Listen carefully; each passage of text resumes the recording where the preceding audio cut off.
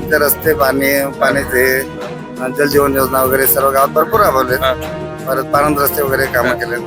मंदिरला सहकार्य केलंय. बरं, तर सध्या आता आपले पालकमंत्री आंबेडकर साहेब यांच्या माध्यमातून बरीच चांगली कामं होत आहेत आपल्या तालुक्यामध्ये. बऱ्यापैकी आपल्या विभागाचं काम चांगलं केलं आहे. आमच्या गावामध्ये इकडे येण्याजोगा रस्ता नव्हता, अशी परिस्थिती होती. होते गरीब श्रीमंत असा काही भेदभाव नाही आहे. रस्त्यांचा विकास असेल किंवा गावात लागणारी आर्थिक मदत किंवा गटार यांचे सगळे सोय केलेले आहे. पाण्यासाठी विविध प्रकारच्या योजना गावात दिलेल्या. काय रस्त्याचे केल्याने आहेत, ऑफिस बांधलेले आहेत. पेन्शन माझी पेन्शन आता 2 वर्ष झाली चालू केली.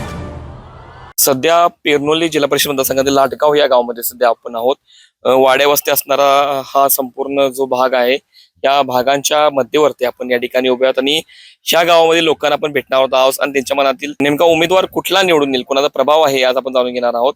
जसं बघायला गेलं तर त्या साईडला असणाऱ्या आजरा, राधानगरी आणि बुदरगड या जिल्हा परिषद मतदारसंघामध्ये येणारं हे जे गाव आहे हे पेरनोली जिल्हा परिषद मतदारसंघाअंतर्गत येतं. त्याचबरोबर तिन्ही तालुक्यांना जोडून असणाऱ्या या तालुक्याच्या मध्यवर्ती आजूबाजूला बघायला गेलं तर जंगल आहेत आणि तसं बघायला गेलं तर वाहतूक व्यवस्था वगैरे या ठिकाणी कमी प्रमाणात आहेत. तरी पण या भागातील जो विकास आहे तो कुठेपर्यंत झालेला आहे, किती विकास झालेला आहे, आज आपण इथल्या लोकांना भेटणार आहोत. त्याच्या मनात जाऊन घेणार की नेमका विकास झालाय काय आणि ते कुणाला या ठिकाणी निवडून देणार. आता सध्या निवडणूक आहे, तो काय वाटतंय कुणाचं वार आहे सध्या? आम्ही आमदार साहेबांना ओळखतोय. आमदार साहेबांना सांगितलं करायचं, शिका मारायचा. काय आंबेडकर साहेबांनी काय कामं केल्यात का? भरपूर काय काय कामं केल्यात? आमचे रस्ते पाण्याचे जलजीवन योजना वगैरे सर्व गावात भरपूर राबवले. परत पानंद रस्ते वगैरे कामं केले. मंदिरला सहकार्य केलंय. बरं, बरेचसे कामं केले. बरं. आता इथे वाड्या वस्त्या भरपूर आहेत, खेडी भरपूर आहेत, पोहोचलायत का होते त्यांचा विकास पोहोचलाय का? त्यांचा भरपूर प्रत्येक खेड्यामध्ये गेलाय विकास. नाही कुठं नाही असं नाही. धनगरवाड्यापर्यंत पोहोचले. धनगरवाड्यातला उजाळा करून दिलाय, उजेड केलाय प्रत्येक धनगरवाड्यावर. बरं, रस्ते वगैरे केले. काय असं वाटतंय का विकास कुठला राहिलाय काय त्यांच्या माध्यमातून? विकास काय आता रस्ते ते खराब होता. आता एक रस्ता आमचा खराब झाला, तो बी त्यांनी सांगितलं मंजूर झाला, तो होणारच आहे. काय कमी नाही प्रत्येक होते त्यांच्याकडून काम सगळं व्यवस्थित होतं. होय होय तेच निवडून दिला हा विश्वास आहे काय? येणार की ते सांगितले ते त्यांची बाजू फक्का मारते ते येतात. सध्या निवडणूक आहे, कुणाच वार सध्या आहे? तर सध्या आता आपले पालकमंत्री आंबेडकर साहेब यांच्या माध्यमातून बरीच चांगली कामं होत आहेत आपल्या तालुक्यामध्ये. त्यामुळं त्यांचंच वारा आहे इकडे. आणि आपले जे उमेदवार आहेत विष्णुपंत केसरकर व श्वेता रणजित कुमार सरदेसाई यांचाच विजय होईल अशी सगळ्या म्हणजे जनतेचा विश्वास आहे. बरं, एकंदरीत आता विकास कामं बघायला गेलं तर काय काय पेरनोली मतदारसंघात झाल्यात?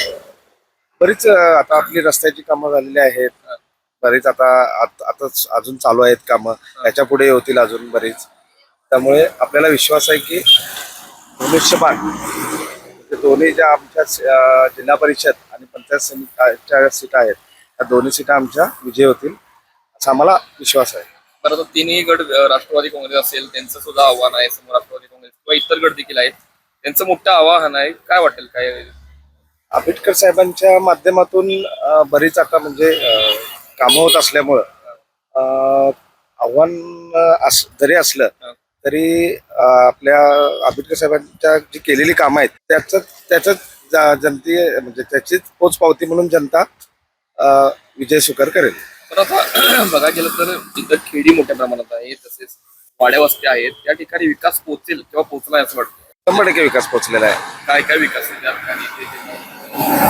रस्ते, पाण्याच्या योजना असतील, अशी बरीच कामं पालकमंत्री आंबेडकर साहेबांच्या माध्यमातून झालेले आहेत आणि यापुढे होत राहतील.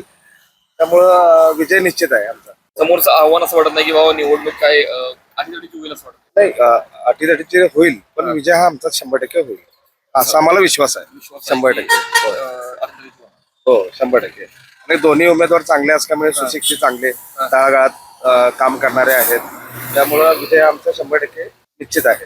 कुणाचं वार आहे सध्या भागामध्ये? आंबेडकर साहेबांचं. कारण सध्या काय माहिती आहे, आता आपल्या ह्या मागच्या पंचवार्षिक मध्ये आणि आता आता पालकमंत्री झाले ह्या पंचवार्षिक मध्ये बऱ्यापैकी आपल्या विभागाचं काम चांगलं केलेलं आहे. म्हणजे आमच्या गावामध्ये इकडे येण्याजोगा रस्ता नव्हता, अशी परिस्थिती होती. तरी सुद्धा त्यांच्या माध्यमातून म्हणजे पहिले आमदार होते आपल्याकडे, एकही आमदार इकडे यायला तयार नव्हता. आपलं हे एकच लाडगाव असं गाव होतं की ते राधानगरीला जोडलेलं आहे.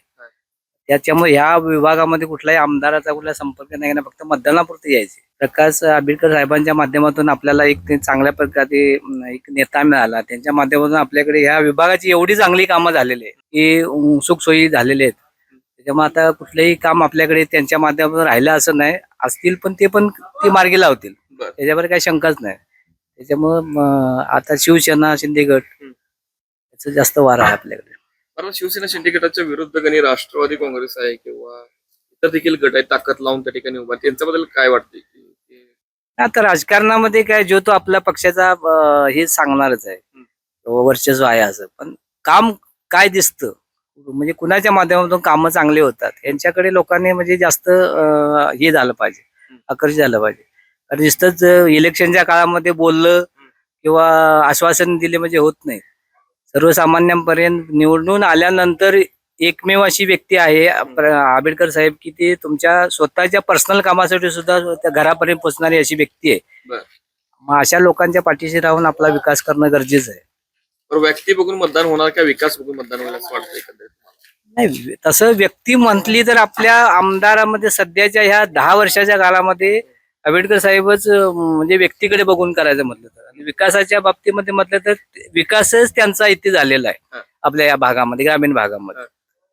त्याच्यामुळे काय मनात शंका घ्यायची जरूरतच नाही. आमच्यात म्हणजे जास्त करून आंबेडकर साहेब होते ना. हे कामं केलं? हो, त्यांनी भरपूर कामं केल्यात. आमच्या गावचा विकास पण भरपूर त्यांनी केलाय. हा. आमच्यासाठी खूप त्यांनी केलेला आहे.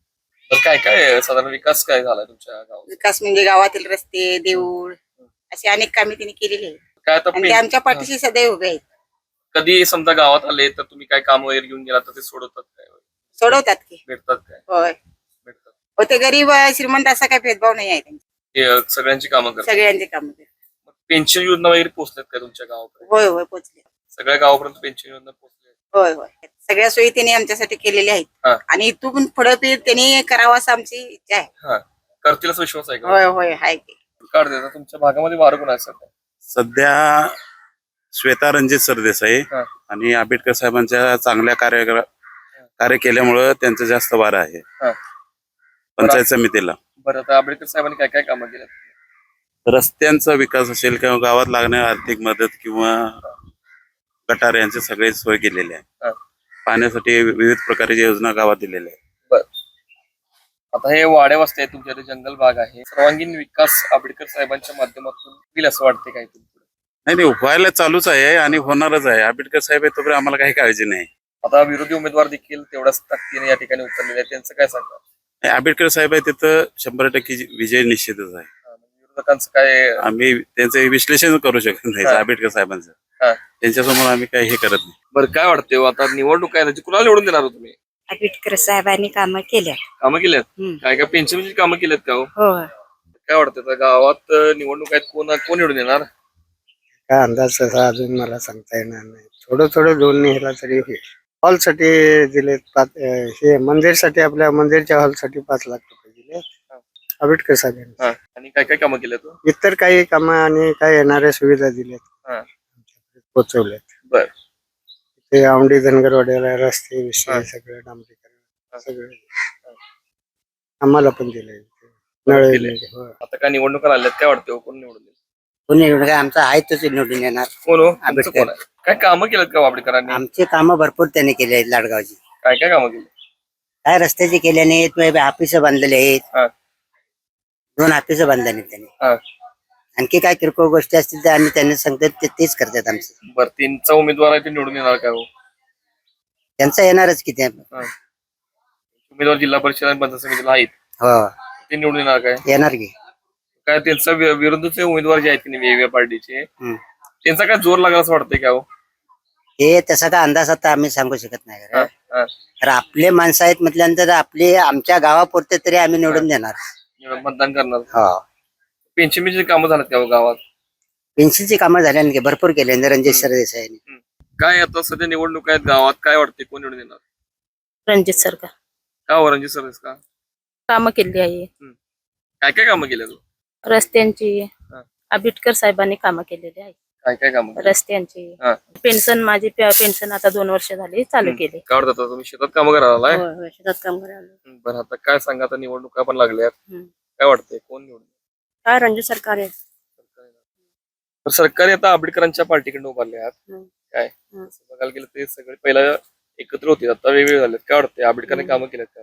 केल्यात की कामं केल्यात काय काय होय. कामं केल्यात? रस्त्याची केल्या